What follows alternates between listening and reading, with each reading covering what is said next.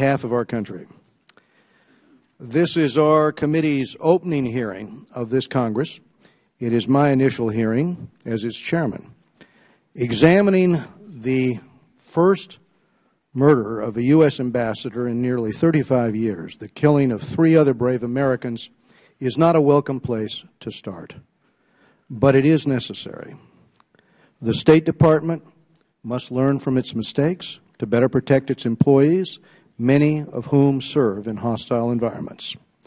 Unfortunately, threats to Americans abroad are growing, particularly those threats are growing in North Africa.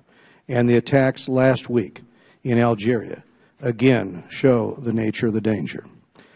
I support having a wide diplomatic presence. We can't retreat, as you recognized in your testimony. But it has to be done with the safety of our personnel foremost in mind. This committee intends to work with your department in a bipartisan way and to work to improve security. Every organization has its shortcomings. Few welcome them being highlighted. But it's this committee's job to get answers to the tough questions. Our goal is to identify where State Department management broke down, thus failing to protect our people in Benghazi. It is clear that the problem was not confined to a few individuals.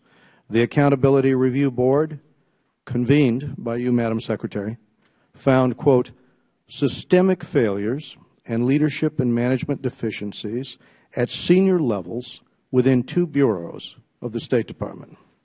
According to the Board, these systemic failures led to the, quote, grossly inadequate security in Libya. The Benghazi compound was facing a storm of militancy, a flood of weapons, and facing a deteriorating security environment. Attacks were escalating on the compound, yet the compound was inexplicably forced to rely on unarmed Libyan guards and a militia that included extremist elements. No wonder the Board found a pervasive realization among those in Benghazi that security was not a high priority for Washington, according to the report. The Board found that responsibility stopped at the Assistant Secretary level below the Department's most senior management. This seems to contrast with the recommendation of the 1999 Accountability Review Board on the East Africa bombings, which said that, quote, the Secretary of State should take a personal and active role in security issues. This committee is concerned that the Department's most senior officials either should have known about the worsening security situation in Benghazi or did know something about that security situation. Either way, the point is that security requests were denied. So I'm not sure the board here saw the full picture. And if not, its report is not a complete blueprint for fixing things. The State Department must get this right. Al-Qaeda and its affiliates will very likely be targeting other diplomats for years to come. Madam Secretary, the committee stands ready to help. I learned this morning that you and the administration have proposed legislation to fix the review board, which the committee looks forward to considering. Today's discussion may turn to funding, but when reading the conclusions of the board, one must ask how more money would have made a difference in a bureaucracy plagued by what the board called systemic failures. After all, as the security situation in Libya worsened, the State Department turned away free security assets from the Department of Defense. State Department officials have testified that funding was not an issue. More resources may have been needed in some areas, but the tragedy of Benghazi was rooted in bad decisions. Finally, the Benghazi perpetrators must be apprehended or they must be killed. It's troubling that Tunisia recently released a key suspect. Poor Libyan cooperation has hampered the FBI's investigation. Success here is a matter of justice, And it's also a matter of signaling to militants that there is no place for them to hide if they attack U.S. personnel. I will now turn to the distinguished ranking member, Mr. Engel, for his opening remarks. Thank you very much, Mr. Chairman, for holding this important meeting. I hope we can use this as an opportunity to seriously examine the steps we need to take to prevent a repeat of the tragedy in Benghazi, rather than engaging in gotcha politics that make it more difficult to achieve this bipartisan goal. Madam Secretary, as the new ranking member on the Foreign Affairs Committee, let me say on behalf of the Democratic members of this committee, we'd like to welcome you back to our committee, and we're glad that you're feeling better. This will likely be your final appearance before our committee, and I want to take this opportunity to let you know how much we appreciate your outstanding and tireless efforts to represent our country in the international community. I have no doubt that you will continue to serve our nation in some capacity, as you have for so many years, and I look forward to working with you in the future. And might I add, as a New Yorker, I feel especially proud of the wonderful and outstanding job you've done as Secretary of State. I think that when we look at the outstanding Secretary of States in our history of our country, you will be right up there at the very, very top. The way you've worked, the tireless effort you've had, crisscrossing the globe so many times, you have just been indispensable to all of us as Americans, and I just want to thank you personally on behalf of all the Democrats, on behalf of all Americans, Democrats and Republicans. We really want to thank you. Mr. Chairman, the committee has no greater responsibility than making sure that the men and women of the State Department, USAID, and other public servants who work abroad are provided the security they deserve. We must do what we can to minimize the threats faced by our diplomats and aid workers, but we must also recognize that some risk is inherent in the practice of effective diplomacy.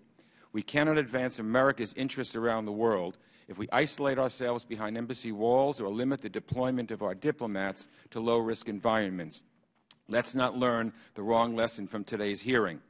The Accountability Review Board, or ARB, convened by Secretary Clinton, found a number of failures that resulted from a lack of leadership in 2 State Department bureaus, as well as woefully inadequate local security in Benghazi.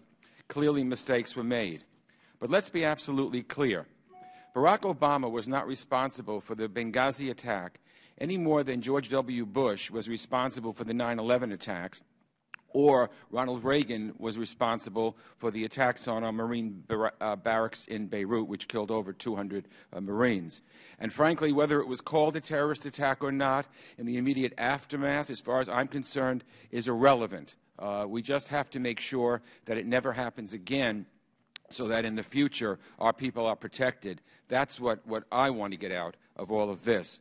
So, Madam Secretary, we commend you for accepting all of the ARB recommendations and welcome your commitment to begin implementing them by the time you leave the Department. Even before the ARB submitted its conclusions, the Department moved to address certain shortcomings through its increased security proposal. The vast majority of the funding for this proposal would come from funds previously appropriated for lower priority programs, and I hope Congress will move without delay to give the Department the transfer authority it needs to start applying these changes. It is important to remember that security is not a one-off endeavor. Indeed, it's a long-term responsibility and investment. In that context, the members of the ARB, led by Ambassador Pickering and Admiral Mullen, highlighted the State Department's struggle to get the resources it needs. The ongoing problem has led to a culture at the Department in which some senior managers appear to be more interested in conserving resources than in achieving specific goals. The ARB report says, quote, "The solution requires a more serious and sustained commitment from Congress to support State Department needs," unquote. Regrettably, it's clear that Congress is still failing to meet this commitment. In the most recent State Department funding bill, approved by the House Appropriations Committee, the administration's request for embassy security, construction, and maintenance was cut by $112 million, and worldwide security protection reduced by $149 million. The Senate, by comparison, did not cut either account. So let me again reiterate what I just said about Congress's responsibility. Over the past 2 years alone, the administration's request for diplomatic security funding has been slashed by more than $500 million in Congress. This makes it impossible for the State Department to build enough new, secure diplomatic facilities or improve those that already exist. The current appropriations bill for fiscal 2013 continues this negative trend. The measure reported out of the House Appropriations Committee hacked base funding for worldwide security protection and embassy security construction and maintenance by more than $260 million. The Senate Appropriations Committee fully funded both requests. So what I'm saying here is that we have much work to do for ourselves. If we truly want to maintain a global reach, then we need to make the necessary investments in safeguarding our personnel who serve in dangerous environments. So, Mr. Chairman, you have indicated your intention to work on a State Department authorization bill, and I would like to work with you in a bipartisan manner to craft legislation that improves the Department's ability to manage its resources and provides the funding necessary to secure our people and facilities globally. So I thank you, and I look forward to the Secretary's testimony. Thank you, Mr. Engel. To help us understand the State Department's response to the Benghazi attack, we are joined today by Hillary Rodham Clinton, the 67th Secretary of State. She has had a long career in public service, and for the past 4 years, Secretary Clinton has served as President Obama's Secretary of State. She will soon move on to the next chapter in her distinguished career. Madam Secretary, without objection, your full statement will be made part of the record, and all members here will have 5 days to submit statements and questions for the record, subject to the limitations of the committee rules. Madam Secretary, please begin. Thank you very much, Mr. Chairman, and I thank you and the ranking member and members of the committee, both of long-standing tenure and brand-new members, and I appreciate your patience for me to be able to come to fulfill my commitment to you, actually to the former chairwoman, that I would be here to discuss the attack in Benghazi. I appreciate this opportunity. I will submit my full testimony for the record. I want to make just a few points. First, the terrorist attacks in Benghazi that claimed the lives of 4 brave Americans, Chris Stevens, Sean Smith, Tyrone Woods, and Glenn Doherty, are part of a broader strategic challenge to the United States and our partners in North Africa. I think it's important we understand the context for this challenge as we work together to protect our people and honor our fallen colleagues. Any clear-eyed examination of this matter must begin with this sobering fact.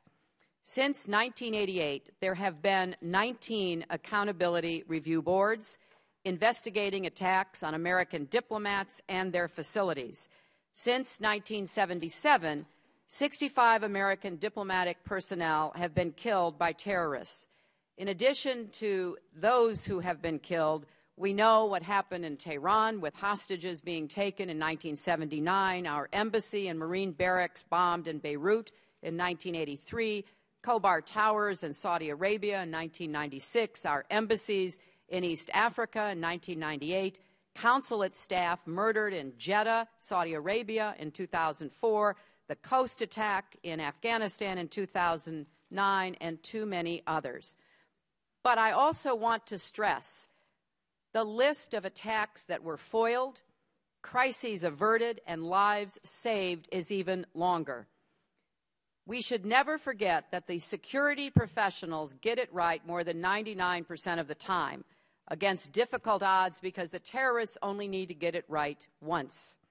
That's why, like all my predecessors, I trust the diplomatic security professionals with my life. Let's also remember that, as the chairman and the ranking member pointed out, administrations of both parties, in partnership with Congress, have made concerted and good faith efforts to learn from the tragedies that have occurred, to implement recommendations from the review boards, to seek the necessary resources to better protect our people in a constantly evolving threat environment. In fact, Mr. Chairman, of the 19 accountability review boards that have been held since 1988, only 2 have been made public.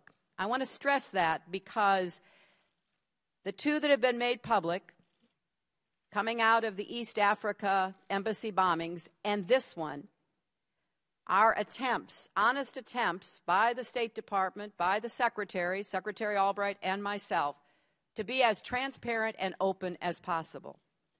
We wanted to be sure that whatever these independent, nonpartisan boards found would be made available to the Congress and to the American people.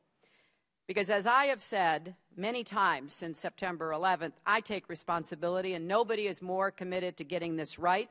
I am determined to leave the State Department and our country safer, stronger, and more secure. Now, taking responsibility meant not only moving quickly in those first uncertain hours and days to respond to the immediate crisis, but also to make sure we were protecting our people and posts in high-threat areas across the region and the world. It also meant launching an independent investigation to determine exactly what happened in Benghazi and to recommend steps for improvement. And it also meant intensifying our efforts to combat terrorism and support emerging democracies in North Africa and beyond. Let me share briefly the lessons we have learned up until now. First, let's start on the night of September 11th itself and those difficult early days.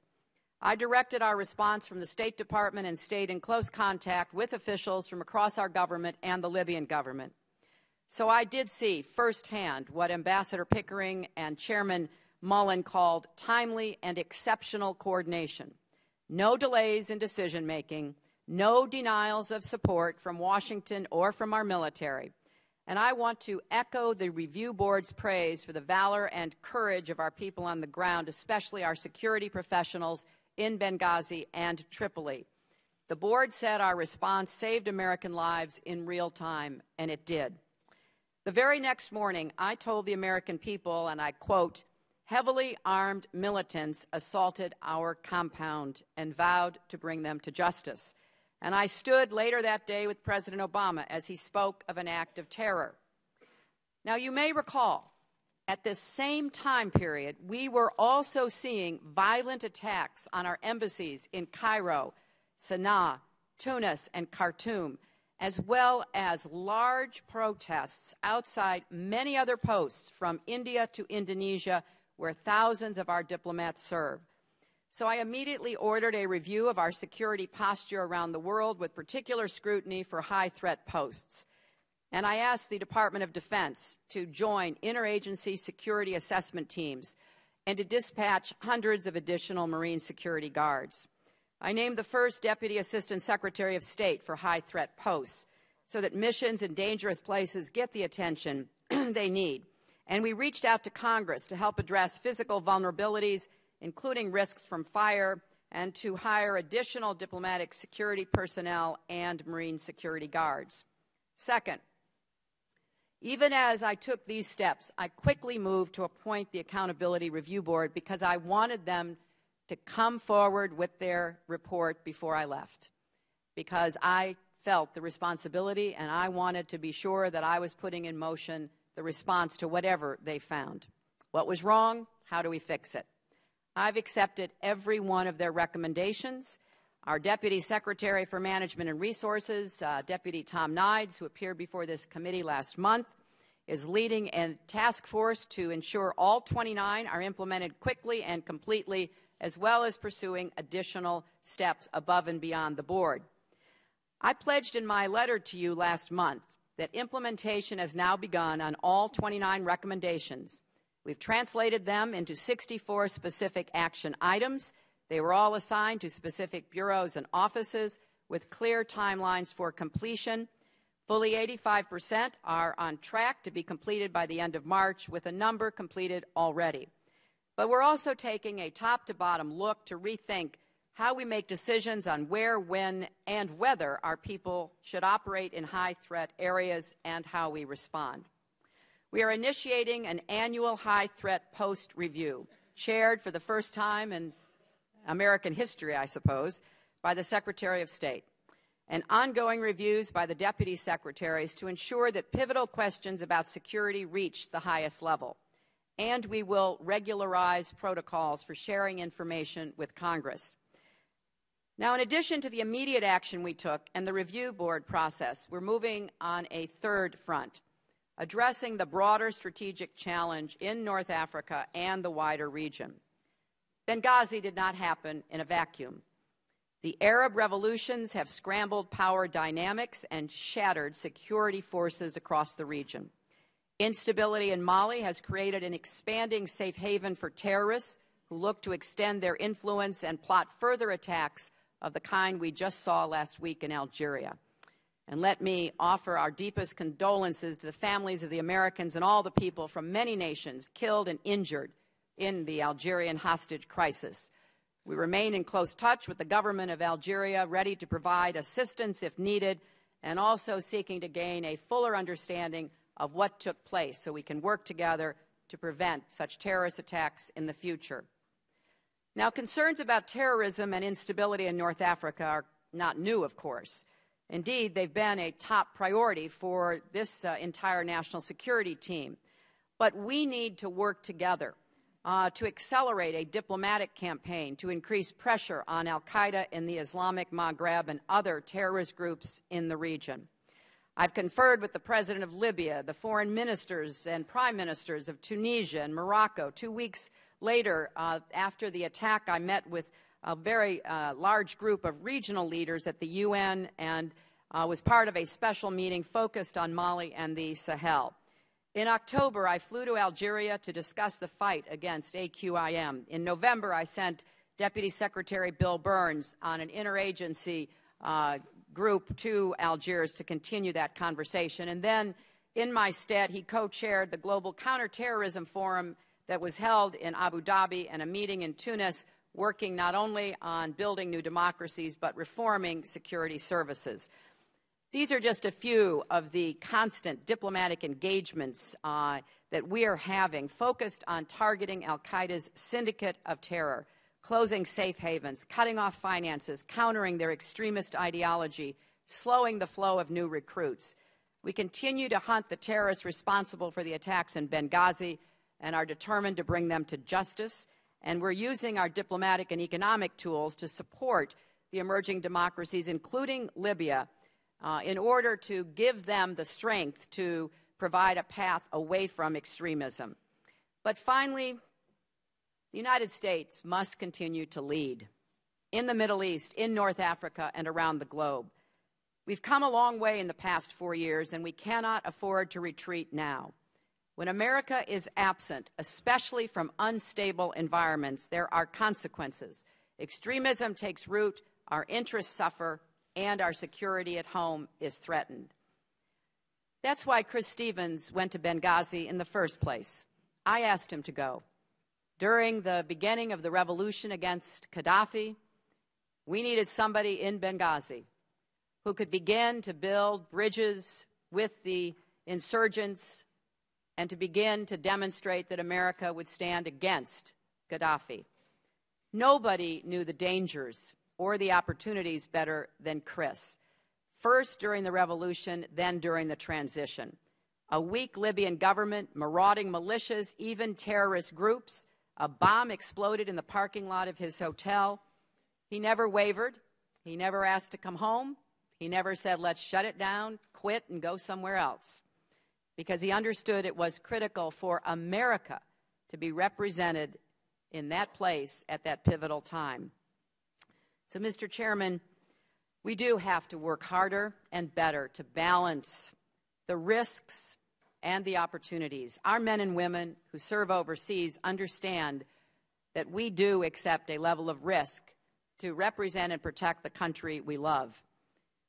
They represent the best traditions of a bold and generous nation. They cannot work in bunkers and do their jobs, but it is our responsibility to make sure they have the resources they need to do those jobs and to do everything we can to reduce the risks they face. For me, this is not just a matter of policy, it's personal, because I've had the great honor to lead the men and women of the State Department and USAID, nearly 70,000 serving here in Washington and at more than 275 posts around the world. They get up and go to work every day, often in difficult and dangerous circumstances, thousands of miles from home, because they believe the United States is the most extraordinary force for peace and progress the earth has ever known. And when we suffer tragedies overseas, the number of Americans applying to the Foreign Service actually increases.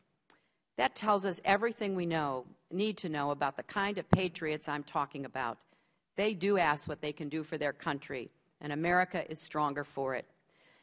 So today, after 4 years in this job, traveling nearly 1 million miles and visiting 112 countries, my faith in our country and our future is stronger than ever.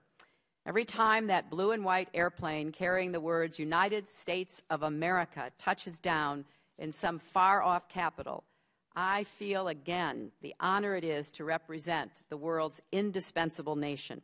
And I am confident that with your help, we will continue to keep the United States safe, strong, and exceptional. And I would be very happy to answer your questions. Thank you, Madam Secretary. I think our State Department personnel do certainly accept a level of risk, and they do so in order, as you've said quite properly, to continue to lead. But, and we recognize, I think, that hindsight is 20/20.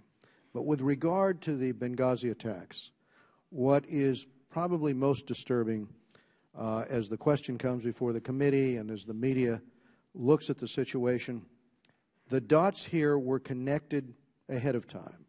The State Department saw this risk coming, and the State Department didn't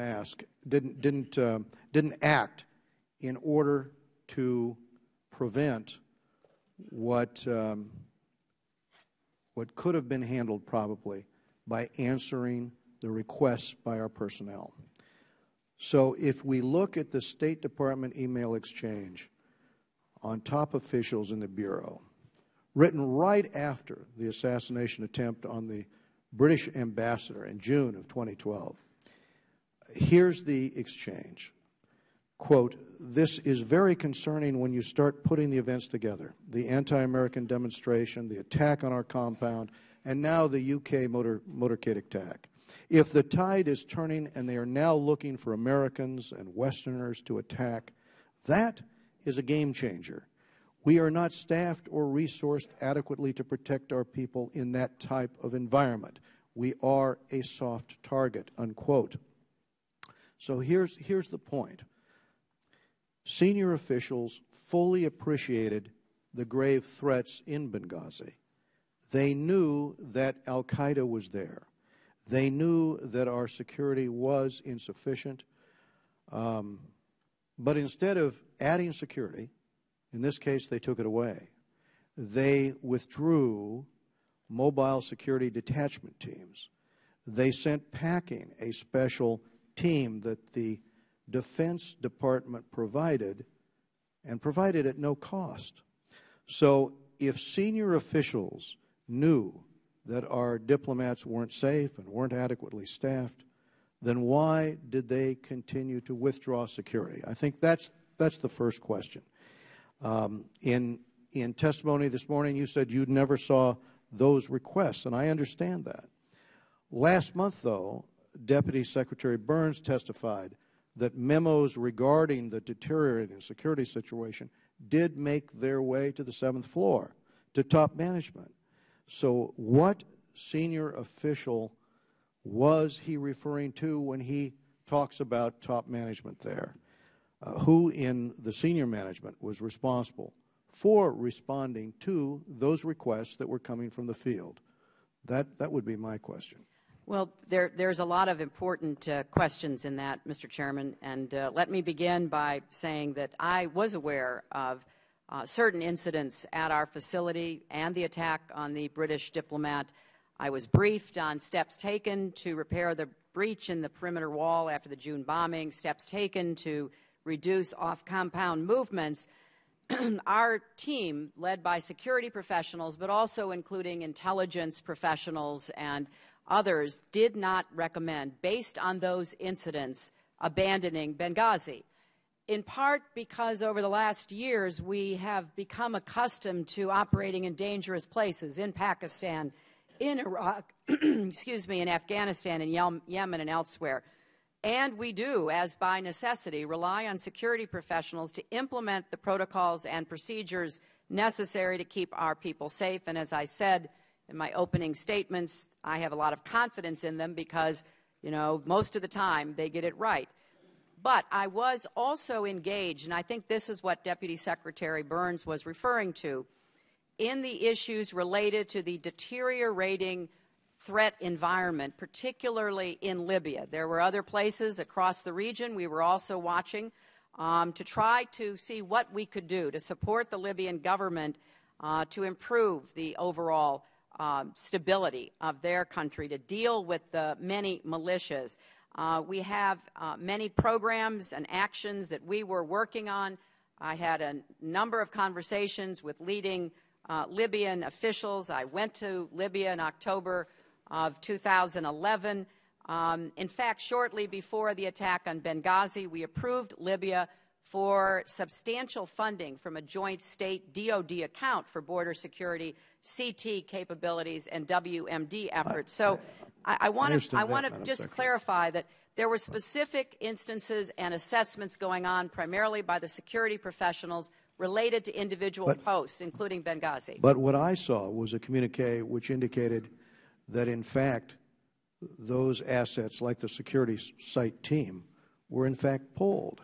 You had free of cost here from the Department of Defense, a team in place, and on about August 15th, some weeks before the attack, the question is, can we extend that security team? And the answer is no. It would be embarrassing to our agency if that agency is providing the protection.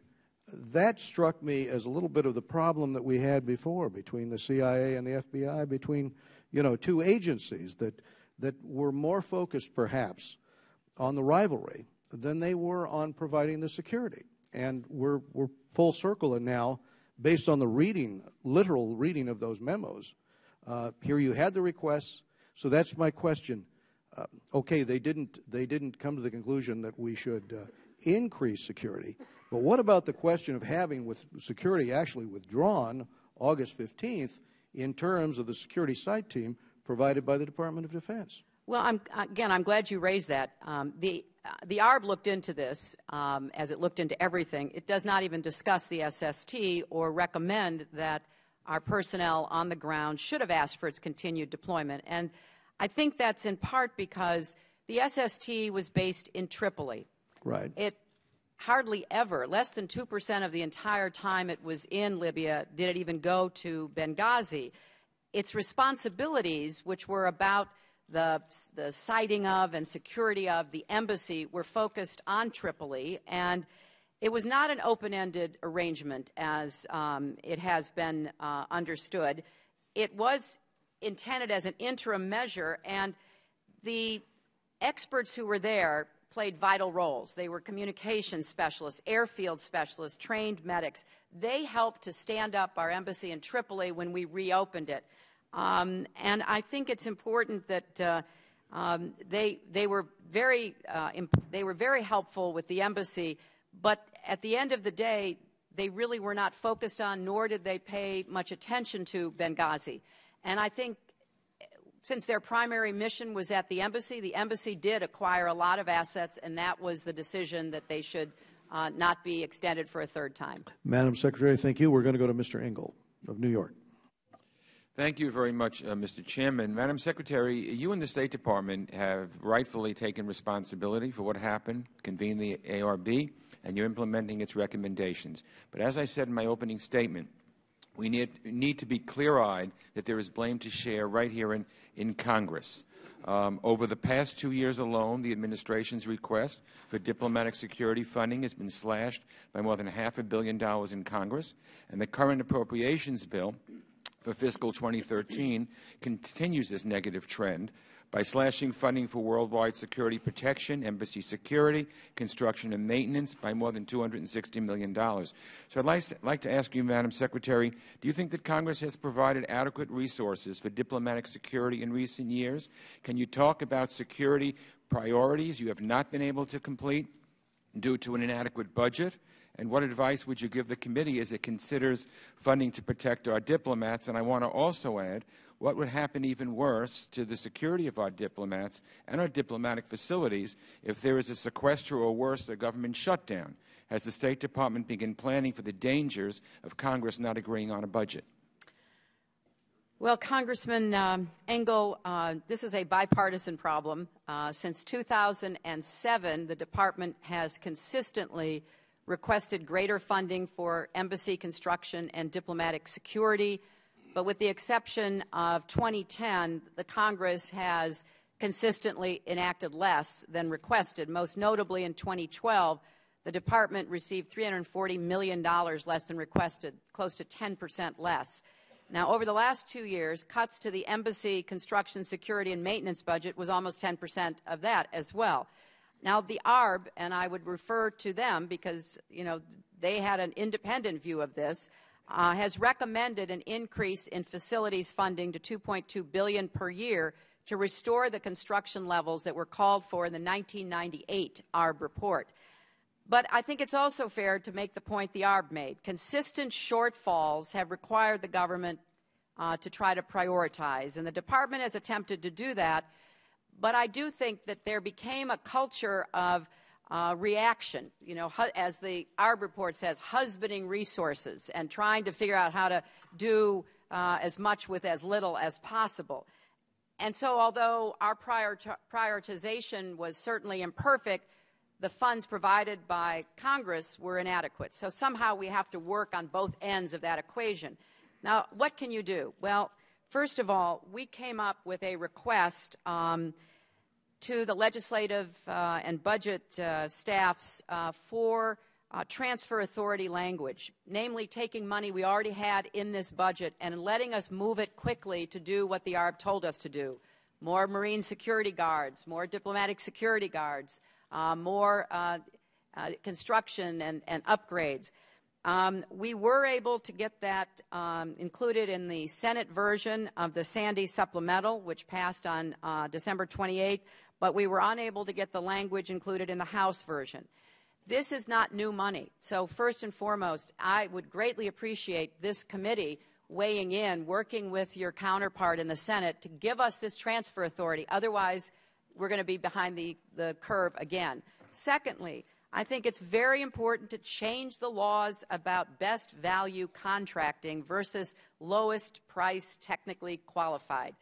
By statute, the State Department local guard contracts in dangerous places like Libya and everywhere else except Iraq and Afghanistan must be awarded using a lowest price, technically acceptable selection process. We have requested a change in the legislation that would allow us to use some discretion to try to deal with the varieties and vagaries of these local guard forces.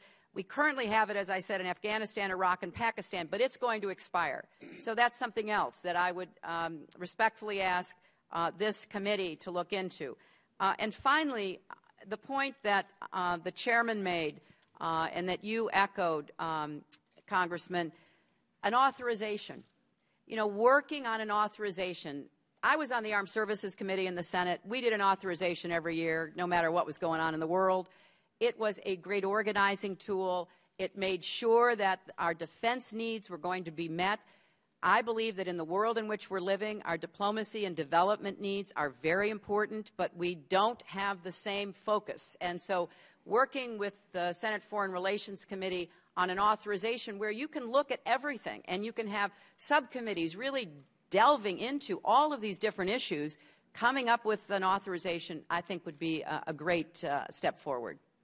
Thank you. Thank you, Madam Secretary. Eliana Ross-Leitonen from New York. Well, they eventually retire. From Florida. They retire from New York to Florida. From Florida.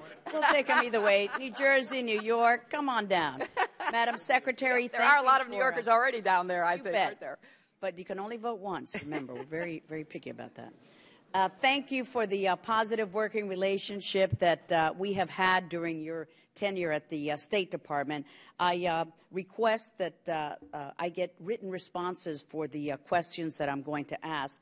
First, why were you not interviewed for the review board by the review board investigators? How can this review be considered thorough when the person at the top, the Secretary of State, was not part of the investigation? That's what was said in our open hearing when it was confirmed that you were never questioned for this report, and I think that's outrageous. Also, the State Department was clearly allowing the false narrative that department officials were being held accountable for what went wrong in Benghazi, for ignoring the threat, and it was perceived as fact. Look at these headlines. The New York Times: 4 are out at State Department after scathing report on Benghazi attack. Not true. Heads roll at the State Department. Not true. Yet State did nothing to correct the record. Here we are 130 days after the terrorist attack. Why did you not take steps publicly to correct this false narrative, even up to including today? Even when your deputies, Burns and Nides, testified before us, they both said that steps were being taken to discipline those State Department officials when, in fact, no significant action had or has occurred. There's just been a shuffling of the deck chairs. Do you find it acceptable that state officials responsible for this lack of leadership and mismanagement, for ignoring security requests during the Benghazi attack and before, remain employed within the State Department? Also, the accountability report cites several systemic failures at the department that cannot be overlooked or ignored. Given that State was aware of the dangerously declining security situation in Benghazi, as pointed out by a chairman, the assassination attempt on the British ambassador, other attacks on Western interests, why did State not immediately revamp our security protocols prior to the September 11th attacks? Did State fail to act preemptively because it ignored the threat, or did it fail to act because it was unable to recognize this growing pattern of violence? Either way, State did fail to act. And these failures, highlighted by the ARB report, serve as a blueprint for terrorists on where our weaknesses lie, where we are vulnerable. So what actions have you taken to ensure that when another embassy, another consulate sound the alarm on security threats, as it happened in Benghazi, that those requests are not yet again ignored? And as we examine the willingness and capacity of host countries in the region, we must condition aid to these high-threat posts based on their cooperation with the United States. I hope that we do that. Now, regarding the State's request for more money, I think it's worth pointing out that some State Department officials have stated that budget constraints are not to blame for the loss of lives in Benghazi. However, the State Department is notorious for wasteful spending and continues to have misplaced funding priorities. Between the State Department, Treasury, and USAID, the fiscal year 2012 request for a global climate change initiative is over $1.3 billion. Now, what do we think, or what do you think is a higher priority and a better use of taxpayers' money, national security or global climate change? This money could have been used for embassy construction, for hiring more diplomacy security agents, for providing our post and personnel overseas with adequate equipment and training. So, and there's more that I can't get to, but certainly I would appreciate your written answers, including the 64 specific action items that you will be taking on the task force recommendation, and we look forward to getting a detailed report here in Congress on explaining their justification, their itemized funding layout, et cetera. So thank you, Madam Secretary, for the time. Congressman, obviously we'll answer all of your questions. Let me just comment on two of them, even though my time has run out. First, I was not asked to speak with the Accountability Review Board during their investigation. The specific issues they were looking at regarding the attack on Benghazi were handled by security professionals in the department, and that's where the ARB focused. Obviously, if they had thought that I was relevant or had information that would have helped the investigation, I would have gladly discussed that with them at their request. Secondly, on the personnel, this is another area where I need your help. First, all 4 individuals have been removed from their jobs. Secondly, they've been placed on administrative leave. Thirdly, Ambassador Pickering and Admiral Mullen specifically highlighted the reason why this has been so complicated. Under federal statute and regulations, unsatisfactory leadership is not grounds for finding a breach of duty. And the ARB did not find that these 4 individuals breached their duty. So, fourth, I have submitted legislation to this committee and to the Senate committee to fix this problem so future ARBs will not face this situation. Because I agree with you, there ought to be more leeway given to the ARBs, but under current law, they were limited. Madam Secretary, we'll be working to fix that problem. Mr. Fowler-Mavega from American Samoa. Thank you, Mr. Chairman and our ranking member, for calling this important hearing. Madam Secretary, thank you for your most eloquent statement. Your service to our nation has been exemplary and outstanding. And any suggestion otherwise during today's hearing, I would consider unfair and unwarranted. We meet today under difficult circumstances. I am sure that when you, as Secretary of State, stood at Andrews Air Force Base at the transfer of the remains of Ambassador Christopher Stevens, Mr. Sean Smith, Mr. Tyrone Woods, and Mr. Glenn Doherty, you must have had tremendous or felt tremendous pain and suffering, as we express in our Samoan proverb, "Watangi le fatu malelele," meaning the stones and the earth wept. Madam Secretary, please know that you were not alone. We wept with you and with the families of our fallen heroes. It is true that the Benghazi attacks is the first time since 1979 that an American ambassador has been killed in the line of duty. But it is also true that the world has changed significantly since 1979, and consequently the Department of State is increasingly operating in high-threat locations throughout the world. This is why the Accountability Review Board rightly observed that Congress needs to make a serious and sustained commitment to supporting State Department needs. But the FY 2013 fiscal year budget, the House cut the administration's request by about $200 million.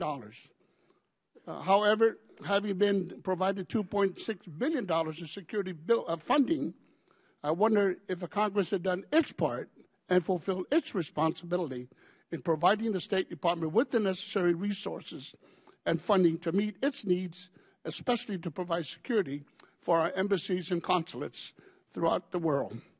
I agree with ARB's recommendations that we should restore the Capital Security Cost Sharing Program, which pools money from different agencies in order to accelerate construction of new embassies and consulates. Madam Secretary, in honor of the lives of Ambassador Christopher Stevens, Mr. Sean Smith, Mr. Tyrone Woods, and Mr. Glenn Doherty, we need answers so that we can prevent this kind of tragedy from happening again. It is no good for any of us to use this tragedy for political gain. This was a terrorist attack, first and foremost, and we must not lose sight of this brutal fact. Instead, we must hold together in our commitment to defeat those who would do us harm. So, Madam Secretary, I commend you for convening the ARB in accordance with the Omnibus Diplomatic Security and Anti-Terrorism Act of 1986, and for accepting all 29 of the recommendations of the ARB Commission. For the past 20 years, you have served our nation well. You have done all you could do to deliver freedom safely to future generations. I salute you, and I look ahead to 2016, wishing you much success in extending to you my highest regards. I do have one question, or a couple if I have the time. Madam Secretary, I note with interest one of your quotes, or statement here that this is why Ambassador Chris Stevens went to Benghazi.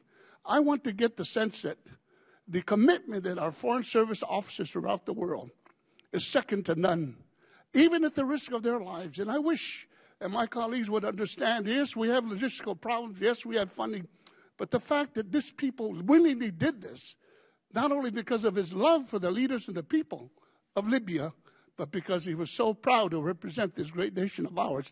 And I would like to ask you if you could elaborate just a little further what you meant by this, that Ambassador Stevens went to Benghazi in the first one, knowingly the dangers were there, he went still. Could you please comment on that? Well, Congressman, I think it is absolutely the case that we have a foreign service that is composed of men and women who take on these responsibilities because they love our country. They go in with their eyes wide open. They learn languages. They immerse themselves in cultures. They go out to the Foreign Service Institute and hone their skills. And Chris Stevens was one of our very best. He started off in the Peace Corps in Morocco, was a fluent Arabic speaker, had served with distinction throughout the Arab world. And when I asked if he would be interested in going to Benghazi, where we had nothing when he first went, where he, bunked up in a hotel, we didn't have any support to speak of, he was thrilled, and he understood immediately what it would mean. In the wake of this tragedy, this terrible terrorist attack, I think one of the most poignant events has been overlooked, and that is what happened after the Libyan people from Benghazi to Tripoli learned that Chris Stevens, someone whom they had gotten to know, whom they trusted and admired, had been murdered. They went out into the streets. They protested themselves, thousands, tens of thousands, far more than the dozens of highly armed, invaders of our compound and our annex. And they made it clear that that was not the kind of country they were trying to build. So in some ways, Chris's faith after his death was certainly validated. Thank you, Mr. Chairman. Thank you, Madam Secretary. Mr. Smith of New Jersey. Thank you, Mr. Chairman. Welcome, Madam Secretary. We all deeply mourn the tragic loss of 4 extraordinarily brave Americans, including our distinguished Ambassador Christopher Stevens. But one of my top concerns is that we seem to be relearning the same lessons again and again and again. Madam Secretary, after the August 1988 bombings of U.S. embassies in Kenya and Tanzania, Admiral Krause sat exactly where you sit, that was 12 years ago, and told the subcommittee that I chaired at the time that, quote, in our investigations of the bombings, the ARB boards were shocked how similar the lessons learned were to those drawn by the Bobby Inman Commission some 14 years before that. In other words, in 1985. In direct response, I authored a bipartisan law, the Admiral Nance Magdonovan Foreign Relations Act, and in it we had a title, the Secure Embassy Construction and Counterterrorism Act of 1999, to upgrade diplomatic security and residences, to improve threat assessments and facilities, emergency action plans, security threat lists, perimeter distances, that are setbacks, for example, crisis management training, diplomatic security training, rapid response procedures, storage or emergency equipment like fire suppressant capabilities, and increased anti-terrorism in Africa. Before 1998, there were 1,000 security specialists. Today, there are over 3,100. I agree we need more, but how present-day security personnel and assets are deployed are, above all, a leadership issue. And clearly, we have and had the diplomatic security assets that could have been deployed to Benghazi. When it comes to what you knew, Madam Secretary, and what requests were made of you and the Department to beef up security in Benghazi, there are disturbing parallels to Kenya and Tanzania. Prior to East Africa terrorist bombings, U.S. Ambassador to Kenya Prudence Bushnell repeatedly asked Secretary Madeleine Albright for more security upgrades, and the ambassador's request was rejected, and the loss of life, as we all know, was horrific. There are numerous press reports that U.S. Ambassador to Libya, Chris Stevens, and his team made repeated requests for security assistance. So my questions are these. 1, You defined taking responsibility for Benghazi in your testimony a few moments ago in terms, and only in terms, of during and after the terrorist attacks. What about before the attack on September 11, 2012? What did you personally and your staff, when did you become aware of Ambassador Stevens and his team's request for security upgrades? What exactly did you do in response? You obviously were very close to him. Did he ask you personally at any time? When you say a moment ago that Ambassador Pickering's ARB perhaps didn't think you relevant to be interviewed, you're the most relevant person of all. You're the leader. You're on top of it all. So I would join with my colleague, Elena Ross-Layton. You should have been interviewed and very important questions asked. And were you personally in any way at fault?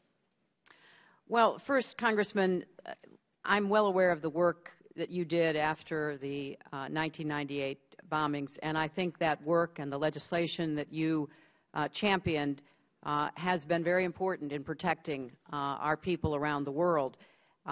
We have been not only reviewing but continuing to implement the recommendations of all the former ARBs, and the 18 previous ARBs resulted in 164 recommendations, and we have been very clear that the overwhelming majority have been implemented. A handful such recommendations were, by their very nature, requiring continuous implementation, like what kind of security upgrades or radio communication was necessary. And there were a few that were only partially implemented because of some separate security concerns that would have raised. But there was the need for ongoing funding. You remember that Admiral Crowe said we wanted $2.2 billion for building embassies. We had a number of embassies that were built in those early years, thanks to your legislation. Then it petered off. You know, we put so much time and attention into Iraq and Afghanistan, trying to make sure that we secured our people there. We sent a lot of our diplomatic security personnel there. And so we had a slowdown over a number of years in our ability to build new Inman facilities. Understood. And now the latest ARB is saying, let's get back and do this again because there's no substitute for it. I'm almost out of time, Madam Secretary. When did you become aware of Ambassador Stevens' requests, and how did you respond to it? And did he ever personally ask you to be involved? No. No, and you didn't get no, that any of the requests, any of the cables having to do with security did not come to my attention. Mr. Sherman from California. Madam Secretary, it's a shame that this is your last appearance before our committee, and I would have thought that your last appearance would be a chance for us to review your outstanding record as one of our great secretaries of state, whether it be leading efforts to enforce sanctions on Iran, your work supporting women's rights around the world, engaging with civil society, and restoring and maintaining American influence in a very difficult era. And I would have thought that your last hearing would be your chance to give us some advice for what to do over the next 4 years and beyond. I take seriously your very strong advice, because I happen to agree with it, that it's about time we pass an authorization bill through both houses of Congress. But instead we're here at, I guess, our third hearing to deal with the tragic events in Benghazi, because it is a chance for each political party to beat up on the other. We can talk about how Republicans didn't provide you with resources. We can talk about the administration inside the State Department. So I would hope that maybe we'd get you to come back again. I realize that would be gratis. You wouldn't even be on the government payroll at that time, and do the hearing that I'd like to have, which is getting your input on the bigger issues of foreign policy. Ultimately, the security of our diplomats depends on the host country. This is all a discussion about, well, there might have been 5 security people on the ground, and if only there had been more funding, more deployment, this cable, that cable, maybe there would have been 8 or 9 security people on the ground, which might have led to more protection, might have led to more casualties. And here in Washington, the decision was made to provide well more than 16 security people to Libya, and nobody that I know of in Washington was involved in the issue of how many of those were in Benghazi, either going with the ambassador or there in advance. So the decision that all 16 weren't with him was a decision that you can't blame either political party or anyone in Washington for. Ultimately, all we can have at our embassies is enough to stave off a militant attack for a few hours. And after that, if the host country doesn't come to the rescue, it doesn't matter whether we have 3, 6, 12, 16, or 36 armed guards and Marines at the location. One aspect of protecting our diplomats in the future is bringing to justice the criminals who did this time. We did a lot for the people of Libya. We did a lot for those who are now ruling Libya. How would you appraise their efforts to cooperate with us in the investigation? And does this Libyan government have the will and the capacity to arrest suspects involved? And, of course, will and capacity tend to go with each other. I think they would have to, at minimum, strain their capacity to try to arrest powerful armed elements in the eastern part of the country. And I don't know if they have the, even if they have the will to use that capacity. So can you tell us after the attack and now that we're trying to bring these culprits to justice, what do you think of the Libyan government? Well, I think, Congressman, you drew exactly the right description. Is it will or is it capacity when obviously what you need is both? I have found the Libyan officials to be willing but without capacity. And part of our challenge is to help them build greater capacity because now it's about them. You know, it's not only about what happened to us in Benghazi, which every official in the Libyan government was deeply upset about, but they have their own problems now. They're having leaders attacked and assassinated on a regular basis. So we have to do more to help them build up their security capacity. And again, I would ask this committee to work with us. There are holds on a lot of the security funding that would go to Libya to assist them in building capacity. There are those I know in the Congress who say, look, Libya is a wealthy nation. We don't need to give them any money. Well, until they get up and going, it's in our great interest to give them the resources like we have with other countries over the past 40 years. We can go to Mr. Rohrabacher of California. Thank you very much, Mr. Chairman, and thank you for being with us today and putting yourself through this. Thank you. Let me just note that fixing responsibility was what we're trying to do today, and identifying bad policy and mistakes is the way that democracies fix problems. It is not all politics. It's how we do things here to make it better. So none of us should at all apologize for trying to get to the nitty-gritty. And let me just note that Assistant Secretary of State Lamb testified here in Congress that budget considerations played absolutely no role in her decision. It was her decision, not yours, but you approved of, but her decision as to what the level of security would be there at Benghazi. So and any suggestion that this is a budget issue is off base or political. Madam Secretary, you told the Senate this morning that you learned of the attack around 4 p.m. On that day, and you were involved widely in the coordinated response, which included the Department of Defense and the White House, but did not speak to the President until later that evening. When did you talk to the President? Two things. On the first point you made, Congressman, the ARB disagreed with that and did find that budget issues were at stake. Well, she testified under oath, and it was well, her you know, that's why you have an independent fine. group like an ARB. That's why it was created to look at everything. So I think everybody has their own right. I think it's important, though, CYA to do here. But and I would urge. What about when you saw the president? When did you see the president? And I talked to the president at the end of the day, but I had been in constant communication with the National Security Advisor. I'd been on secure video conferences with high-level officials in the White House, in the Defense Department. Secretary Lamb, the lady we're talking about, testified that she had actually witnessed this in real time, the attack in real time on a monitor. At any time, did you see the initial attack on a monitor?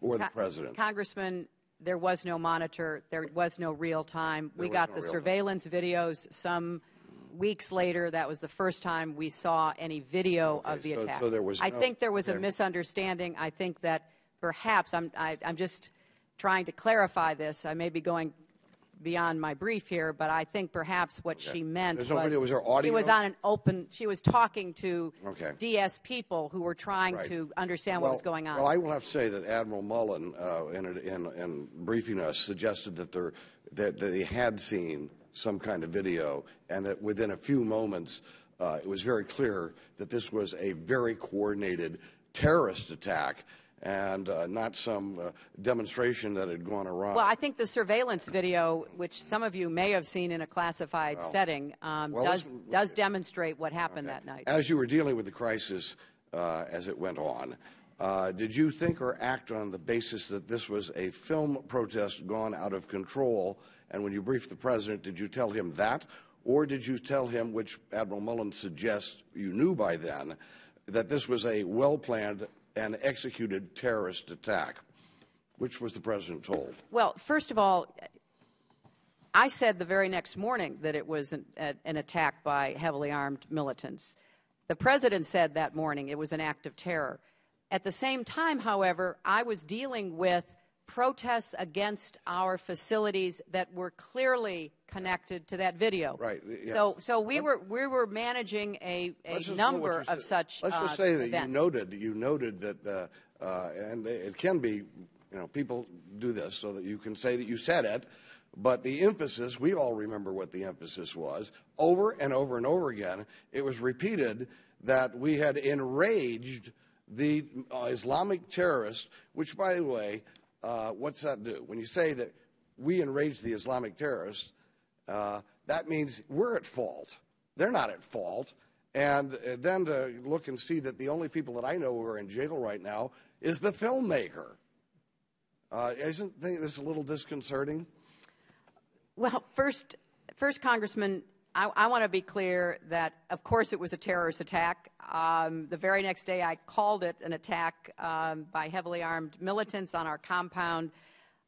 I think there is still, however, questions about exactly what caused it, who the attackers were. The ARB, after months of research, said the picture is still very complicated, and I think it's worth members looking at both the unclassified and classified ARB with that in mind. Thank you. Mr. Meeks of New York.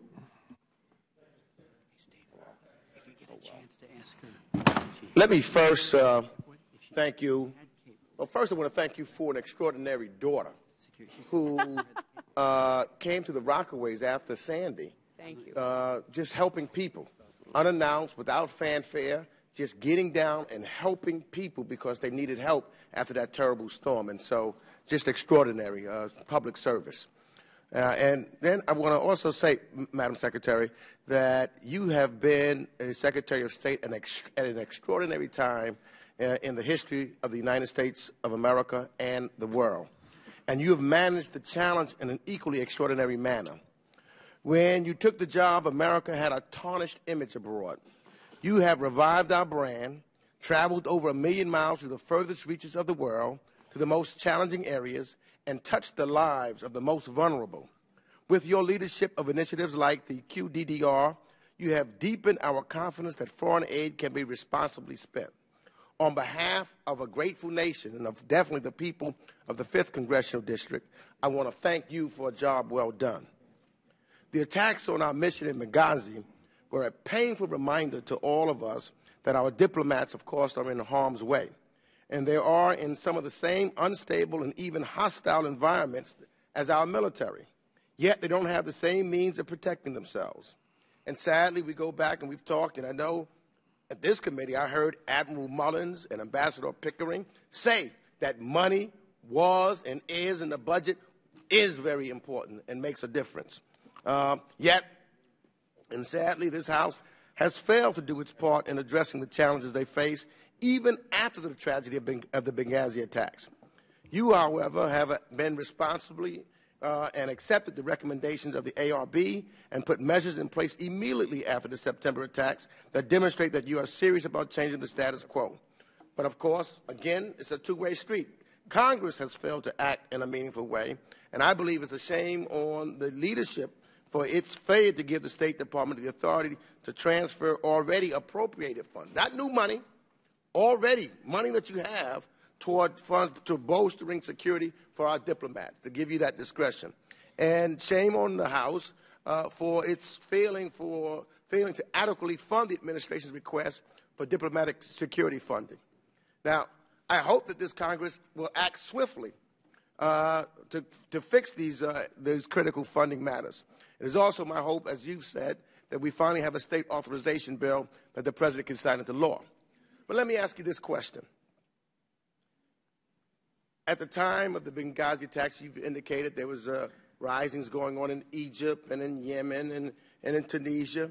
You know, it seemed as though a lot, because no one could have imagined, and I'm sure you did not when you initially took office, that we would have the Arab Spring and the nation and what was going on in these various countries would happen.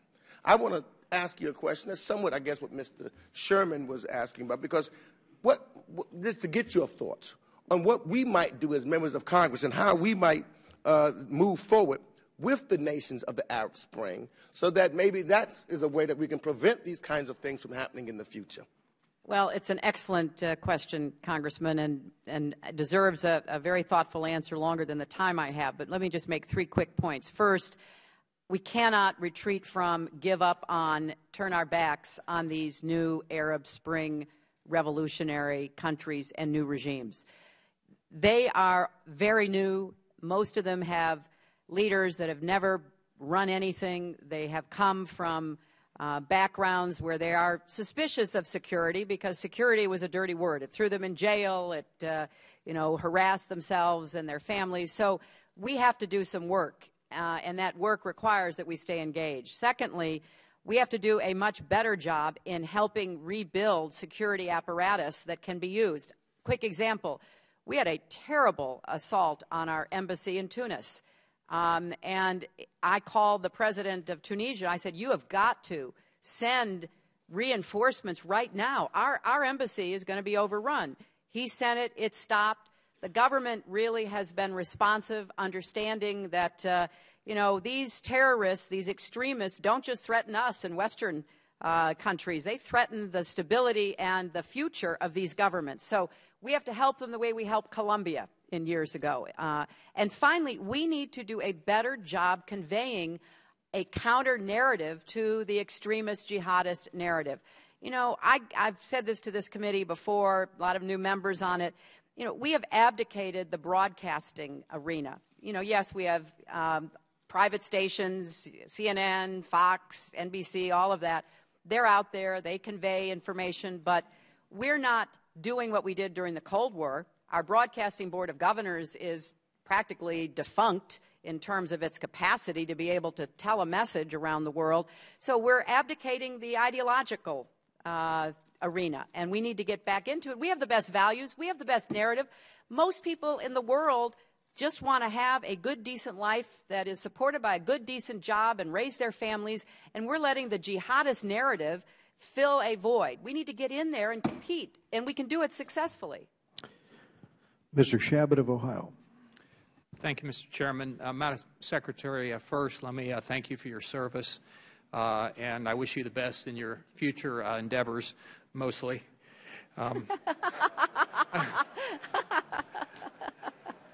I've got a couple of questions, but I do want to take a moment or two to say a couple of words about our late Ambassador, Chris Stevens. Many members and staff on our committee have had the opportunity to know and to work with him even before he was named our U.S. Ambassador to Libya.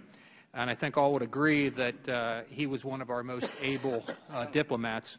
I had the opportunity to meet with him in Tripoli a little less than a month before he and 3 other outstanding Americans were murdered in Benghazi. His enthusiasm for the job was really something to behold. He was excited about the opportunity to help a nation newly freed from decades of brutal dictatorship. On my first night in country, I had the opportunity to join the ambassador for an iftar dinner with a number of newly elected Libyan parliamentarians.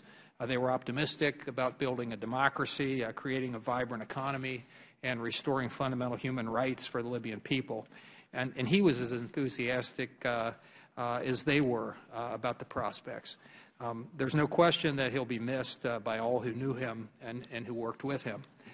One of the things that really troubles me, Madam Secretary, is the hoops that we on this committee have had to jump through to get to the facts surrounding the deaths of these public servants. The State Department has delayed and delayed coming forth with information, and when this committee was finally presented with relevant data, it amounted oftentimes to what might be called a document dump. Hundreds of pages of paper in wide disarray in no particular order, either in terms of relevance or in chronology, often in duplicate, but in different binders, making it very difficult to locate documents that were of any help. Our public servants in Libya were murdered on September 11th. It's now January 23rd, more than 4 months later. It's unacceptable that the State Department has made it so difficult for Congress to exercise its oversight responsibility. Now, a couple of questions. Within a couple of months of the attack, during the July-August period, Ambassador Stevens expressed concern about militia activity, particularly in Benghazi, and the need for additional security assistance. We've seen the cables where security officers on the ground expressed considerable frustration at the difficulty in getting the personnel they believed were needed to protect American diplomats and property. And we now know that management of security personnel, especially the assignment of State Department agents on very short-term duty, virtually guaranteeing very limited institutional knowledge, was grossly inadequate. Why was the department hierarchy so obstinate, and why would the department deny a personal plea from Ambassador Stevens, given his expertise on Libyan affairs? Why did the department's senior leadership not take into consideration the approaching September 11th anniversary, particularly in light of direct requests from our mission in Libya? And finally, Madam Secretary, we've heard numerous times over the last several months that more funding is needed for diplomatic security, including in your testimony before the Senate Foreign Relations Committee and to some extent this afternoon. I don't believe there is anybody in this room who doesn't want to protect our diplomats stationed abroad, often in very dangerous regions. Since 2000, Congress has provided funding in the neighborhood of $10 billion for embassy security, construction, and maintenance. And we will no doubt continue to provide significant funding in the future. Given that our nation now faces a mountain of debt, sadly, I might add, given short shrift, I have to say, by the President in his inaugural address, of course means that we cannot fund every single program that every federal agency requests. So when we increase funding in one area, we have to consider cuts in others. At least that's the way it should work. The State Department currently, are they conducting any internal reviews, for example, to determine what offsets in current program funding might be considered? And finally, I know that some have been peddling this story about it's Congress's fault for not providing sufficient funding for security. I would just note that Robert Baldry, your Chief Financial Officer for Diplomatic Security, stated, and I quote, "I do not feel that we have ever been at a point where we have sacrificed security due to lack of funding." And I note that I've used my 5 minutes, so I would appreciate your remarks. The gentleman from Ohio has used his 5 minutes, and if we want to get through the members we're going to have to hold to those 5 minutes. So I'll just ask for a response in writing, and we'll go now to Mr. Deutsch from Florida. Thank you, Mr. Chairman. And we won't have to wait long because those were some good questions that I'll take up in a moment. Secretary Clinton, first I'd like to thank you for the truly remarkable job that you've done as Secretary of State. You have represented the interests of this nation magnificently.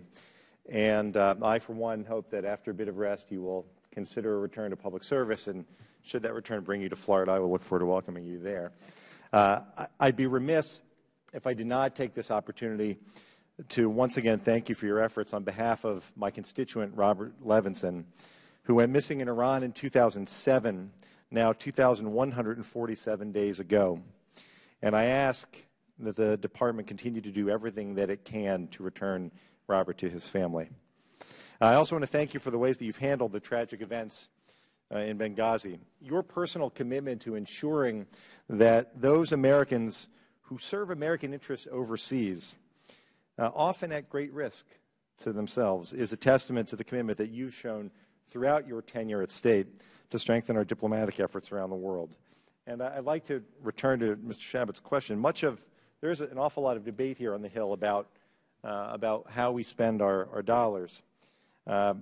We all recognize that we have budgetary concerns. We also recognize that we have an obligation to provide security and to protect American personnel abroad. And as we've ended our military operations in Iraq, as we wind down in Afghanistan, I'd like to ask what kind of strain will the presence of less military personnel in the region put on diplomatic security? Let's start with that. That's a very important question that we're really going to have to grapple with together, I would hope. We saw, for example, that when our troops withdrew from Iraq, it dramatically altered what our civilians were capable of being able to do. Because there had been, over the course of the war in Iraq, a very good working relationship between DoD, State, and USAID. We're going to face the same kind of questions in Afghanistan as our troops draw down from Afghanistan. And in a lot of these places, we don't have military resources. The Department of Defense was a very good partner to us in responding to Benghazi, but their assets were too far away to make much difference in any timely fashion. AFRICOM was stood up 10 years ago. I think that that is going to look quite prescient because we're going to need to figure out how to work more effectively together between our civilian and military assets in Africa. And I think that would be a worthy subject of this committee, perhaps working with the Armed Services Committee, because it's often difficult. But in my 4 years, we've tried to work out more cooperative relationships, more funding streams between State and DoD in order to be able to maximize the cooperation between us. When you talk about the need to prioritize because of shortfalls, more Marine security guards, talk about construction budgets and upgrades, what does that mean? What are the decisions that have to be made, and how do they actually impact our diplomatic personnel? Well, first and foremost, we have to do the right job prioritizing based on the resources we do have. And I would be the first to say it's not all about money, but it's also not without budgetary consequences. And so we have to figure out what's the right balance. Secondly, immediately after this happened, I spoke with Secretary Panetta, Chairman Dempsey, asked the Defense Department to work with us in putting together interagency security assessment teams to go out and look at our high-threat posts because our military brings a different perspective. And that was a very important process, which we are going to continue. We're also looking to see how we can better cooperate on the security aid that we give to other countries. It's got to be a combination of both military assets and expertise, but also development, rule of law, democracy building. It can't be one or the other. They have to be married together. And if you could, in the few seconds that we have left, Madam Secretary, could you just could you speak more broadly about the important role that will play in this budget debate that's going to take place? Why is it so important for us to continue to fund this? Well, let me just give you an example. Colombia. You know, Colombia 15, 20 years ago was in a very difficult state. It had an insurgency. It had a drug cartel that was basically controlling territory. The United States stepped in, worked with the Colombians, and the progress, I think, is evident for all to see. There was a front-page article in the travel section about go to Medellin. I mean, that's what America can do. We don't do it ourselves. We partner with willing governments to help them acquire the capacity to protect their own citizens. Thank you. We go to Mr. Joe Wilson of South Carolina. Thank you, Mr. Chairman. And Madam Secretary, thank you for being here today. I particularly appreciate your recognition of AFRICOM, Plan Colombia. Indeed, these have been extraordinary success stories promoting peace throughout the world. The American people will always appreciate its American heroes, Chris Stevens, Sean Smith, Tyrone Woods, and Glenn Doherty. As we begin, I do want to point out that, for the record, I believe that Congressman Rohrabacher is correct. There was an email from the Chief Financial Officer for Diplomatic Security following the Benghazi attack. Specific quote, "Although diplomatic security has been fiscally prudent, I do not feel that we have ever been at a point where we sacrifice security due to a lack of funding." End of quote. That actually is an attribute to you. And I have faith in the Chief Financial Officer that it's a correct statement. As we begin, it's been reported that since you managed the response to the Benghazi attack, why weren't you the person to appear on the Sunday shows immediately following the attack? Ambassador Susan Rice said that you declined. Was that correct? Well, I have to confess here in public, going on the Sunday shows is not my favorite thing to do. There are other things I'd prefer to do on Sunday mornings. And, you know, I haven't been on a Sunday show in way over a year. So it just isn't something that I normally jump to do. And I did feel strongly that we had a lot that we had to manage, that I had to respond to, and I thought that should be my priority. And I believe that part of the priority is telling correct information, and you could have done that. And I think it's just very unfortunate, the multiple appearances by Ambassador Rice with information that's been discovered not to be correct.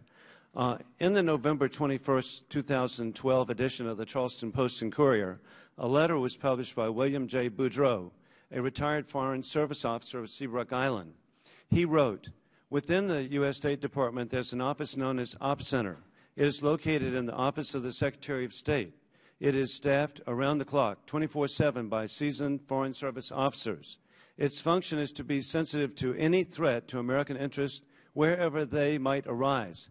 The Ops Center has direct, secure communication lines to the White House Situation Room, the National Military Command Center at the Pentagon, and the CIA's Ops Center. Having worked as a watch officer at the Ops Center, I know that any information that indicates a threat to the safety of American citizens overseas is passed to other agencies mentioned above. If it's a significant message concerning American interest is received, it is the watch officer's job to ensure that these other agencies are informed." He goes on, "There are many questions that need to be answered, and I'd like to present these questions on his behalf. First and foremost, what was going on at the Ops Center of the State Department in Washington while our consulate was under attack for 7 hours?" Well, we can certainly give you greater detail, but the Ops Center is, as you have described, the place where communications goes in and out. They were placing calls, they were receiving calls, they were, deeply engaged in trying to help us. They don't reach out on their own, but to help us acquire information so that we could respond in real time. And 7 hours, I mean, goodness gracious, there should have been a response.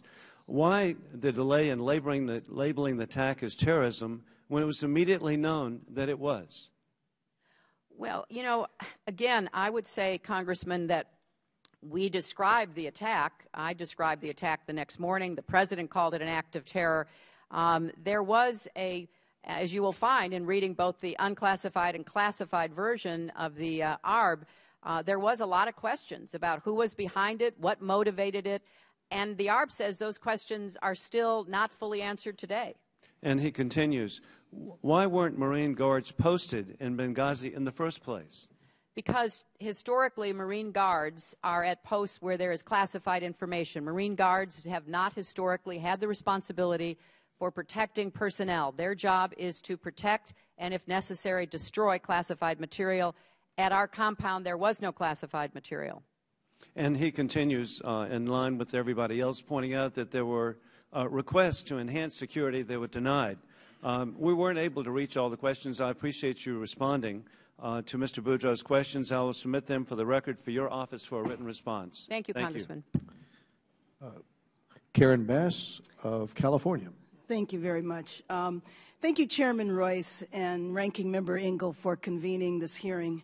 Secretary Clinton, I want to take the time to thank you for your willingness to come before this committee for the final time.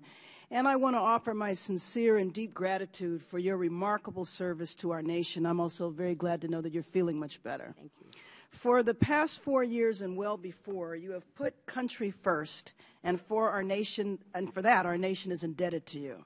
With competence and careful consideration, you have shown extraordinary leadership on countless issues, ensuring that diplomacy is an essential part of our country's foreign policy. And your tireless efforts to elevate women and girls' rights is without comparison. You have strengthened our State Department, made it better today than when you arrived. As the ranking member on the Africa Subcommittee, I'm especially appreciative of the attention you've given to the 54 nations of Africa. While Africa may lose one of its most steadfast and dedicated champions at the State Department, I trust Africa will not be far from your thoughts and will remain a top priority in your future work. I also want to associate my comments with Congressman Sherman, who said that it's unfortunate that this is the last time we will hear from you, so I want to focus my time on moving us forward and asking your advice. You made reference in your testimony about best value contracts.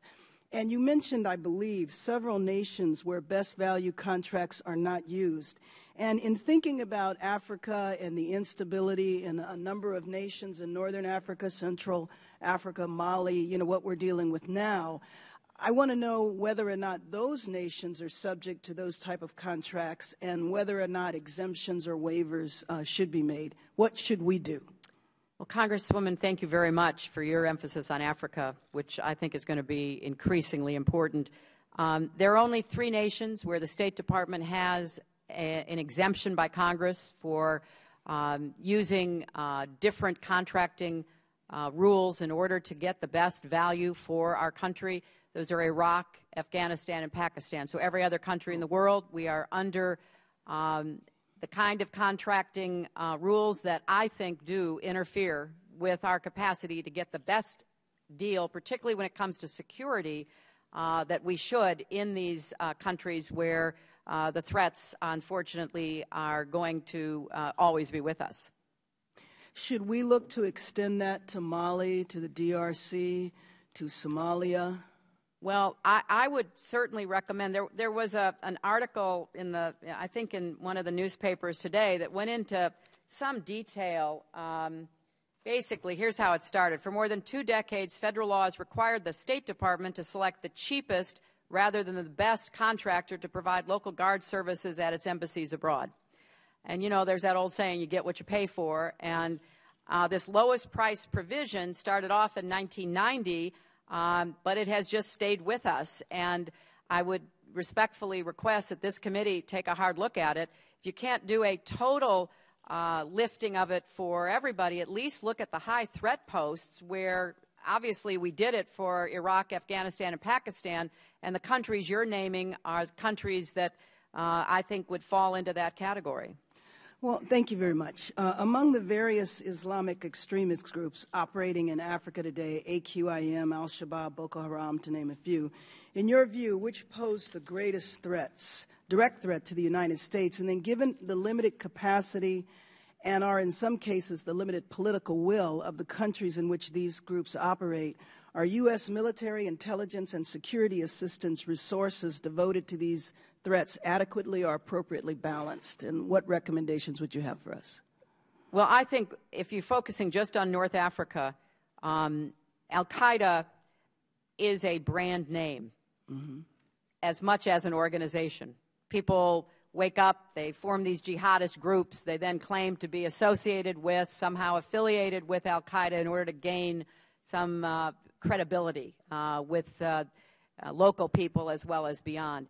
I think that we have to take seriously all of these terrorist groups, whatever they call themselves. Now, at the moment, they don't necessarily have either the interest or the ability to attack our homeland, but we have a lot of facilities. We have a lot of assets in North Africa. We just saw Americans killed and held hostage at a gas facility because, you know, we do business all over that continent. So I think we have to take a hard look at all of them and constantly be upping our military and intelligence and diplomatic assets to deal with them. Thank you very much. I'd like to just take a moment and explain to the gentlelady, we passed last year the best value contract language that you're speaking of in the House passed appropriations measure. We're going to try to get our colleagues in the Senate to take that measure up. We go down to Mr. McCall from Texas. Thank you, Mr. Chairman. Welcome, Madam Secretary. Thank you for your service. Similar to September the 11th, 2001, there were warning signs prior to Benghazi, September 11th. There was a April 6, 2012 crude IED thrown over the wall of the U.S. facility in Benghazi.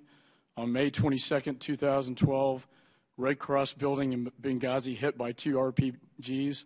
The brigades of the imprisoned Blind Sheikh took responsibility for that attack. On June the 6th, 2012, U.S. consulate in Benghazi was targeted by an IED attack that blew a hole in the perimeter wall. Again, the Blind Sheikh Brigade taking credit.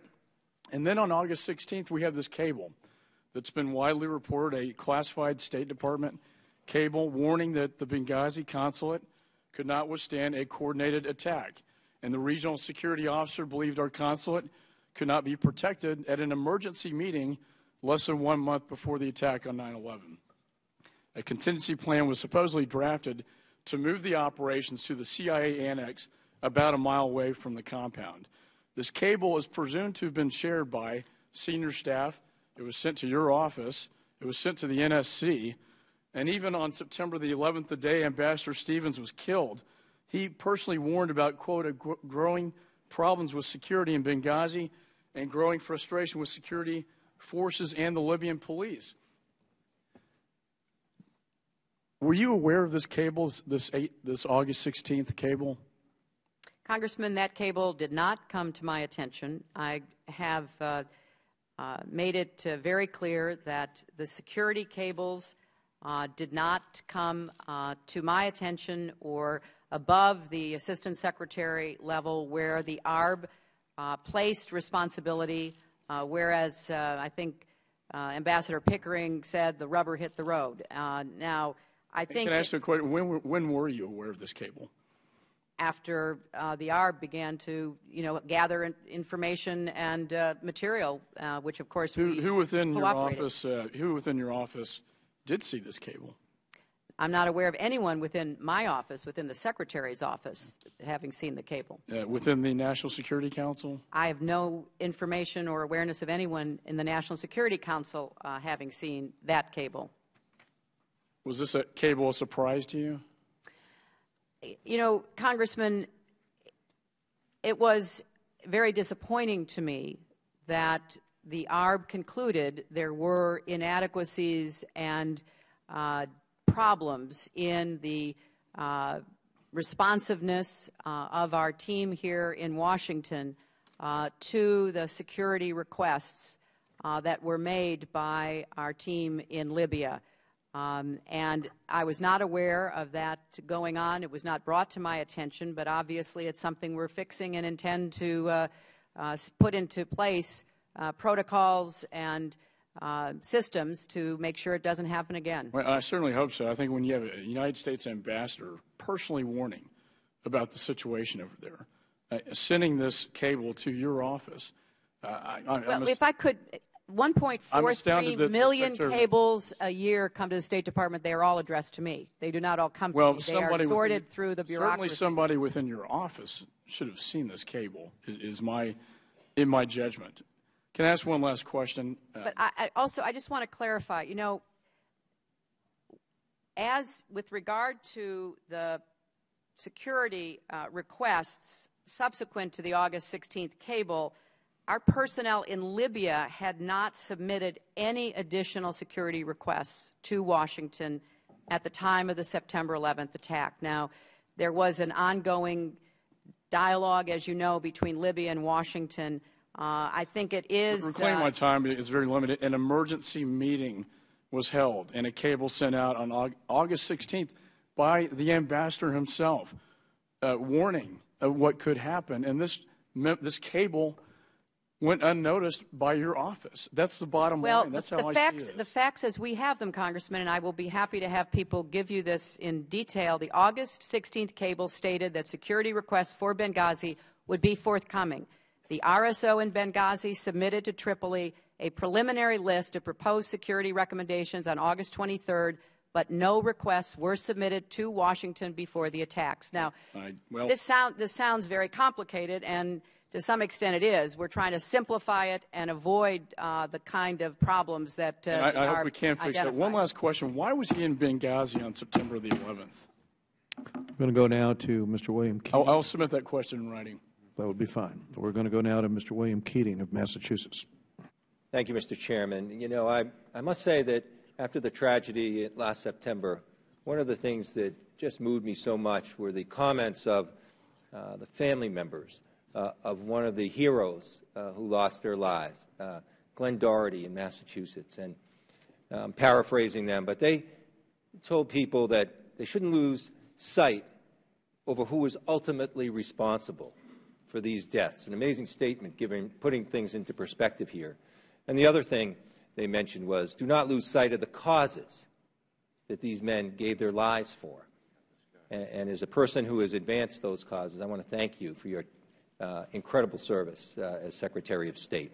Now, one of the parts of the ARB report that is of great concern to me dealt with what they described as a culture of austerity in the State Department. And, Madam Secretary, can you take a few moments and expand on the ARB's finding on that subject and how it affects the State Department's ability to carry out crucial tasks, not just security, but all crucial tasks? Well, Congressman, that is what the ARB found. They found that there was a culture of husbanding resources, of, being quite concerned about responding, even on security, as important as security is, because one never knows what the budget's going to be going forward. And we've had some ups and downs budgetary-wise going back, as I said, into prior administrations. But it is fair to say that many of the professionals in the State Department have really gotten used to worrying greatly that they'll give something to somebody and that will become an expectation that will then have to be taken away. And it did affect the security professionals' decisions according to the ARB. Yeah, these prioritizations, in my opinion, and this culture has to change. Yes.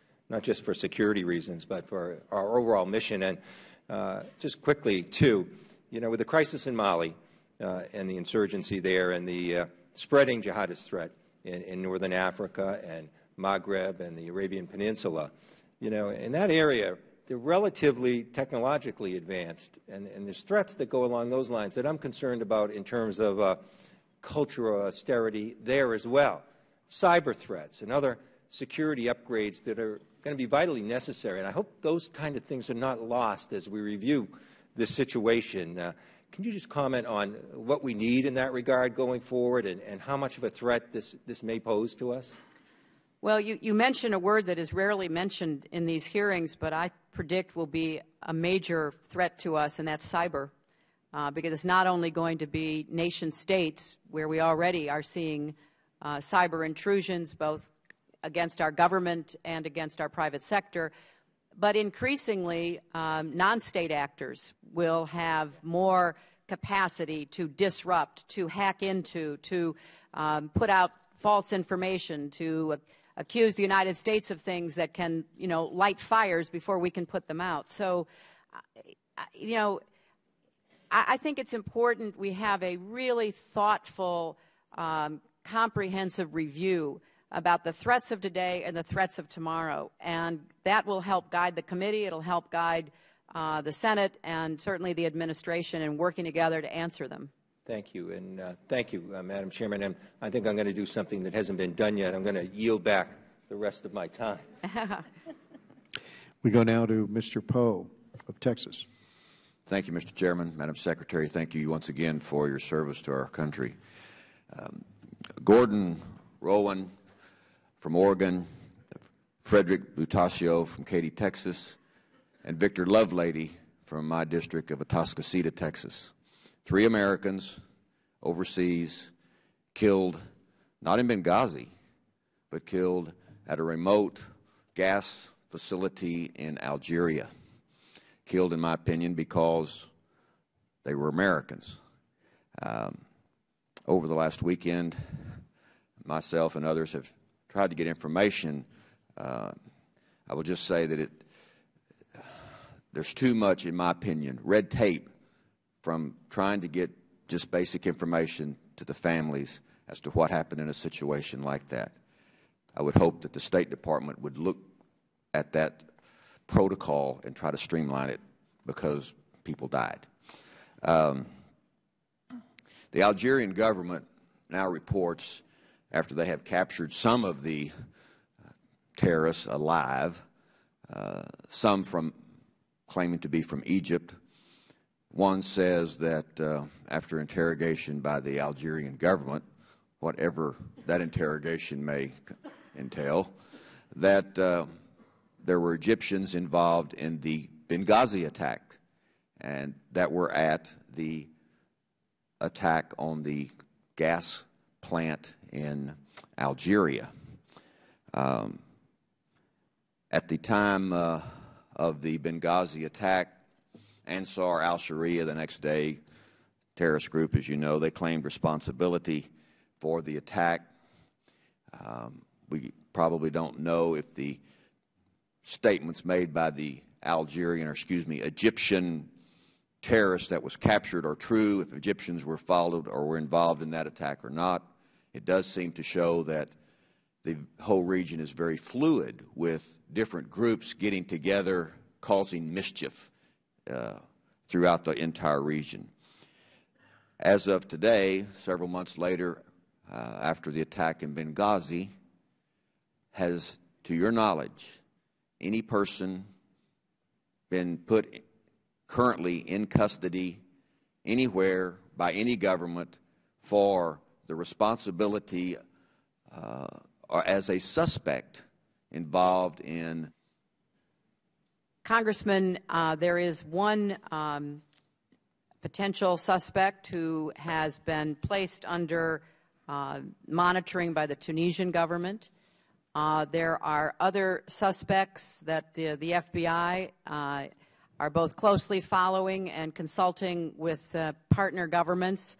I think based on my last conversation with Director Mueller, which was just a few days ago, he went to Libya, he went to Tunisia. He believes that the investigation is proceeding.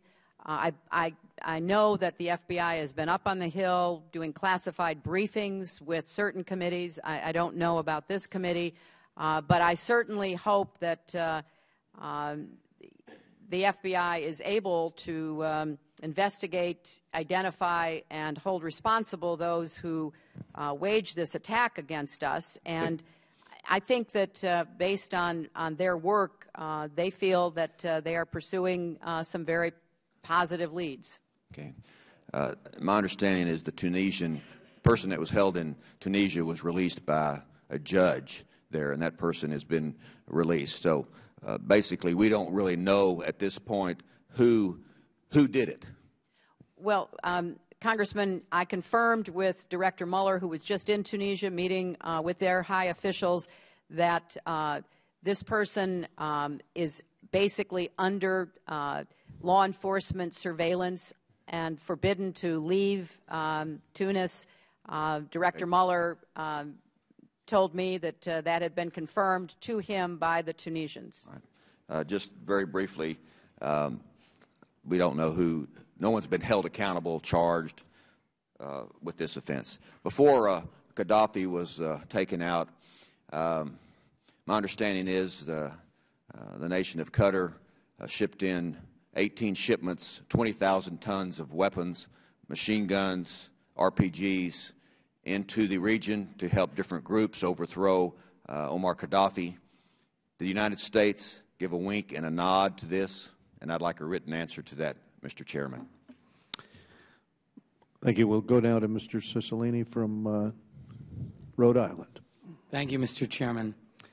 Thank you, Madam Secretary, for your extraordinary service to our country that has earned you the deep respect and admiration of people all over the world and has enhanced America's standing all over the globe.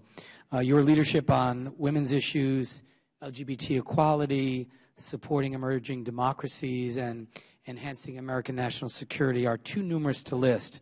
But I want to begin by thanking you for all of your hard work and everything you have done in service of our country. Thank you also for your testimony today. The terrorist attacks on September 11th in Benghazi, Libya, resulted in the tragic deaths of Ambassador Stevens, Sean Smith, Tyrone Woods, and Glenn Doherty. And these are constant reminders of the dangerous work that our diplomats engage in every single day all throughout the world. And while we cannot eliminate all risks, it's our duty to enact protocols and policies that will reduce these risks and to provide all the resources and support necessary to help mitigate and manage those risks. With that in mind, I hope my colleagues will consider the Accountability Review Board, which you, Madam Secretary, convened, and it calls for, and I quote, a more serious and sustained commitment from Congress to support State Department needs, end quote. This is particularly important given the implications that the looming sequester as well as potential government shutdown would have on our diplomatic security, especially in high-risk posts. I also want to take a moment to commend and thank Admiral Mullen and Ambassador Pickering for the comprehensive and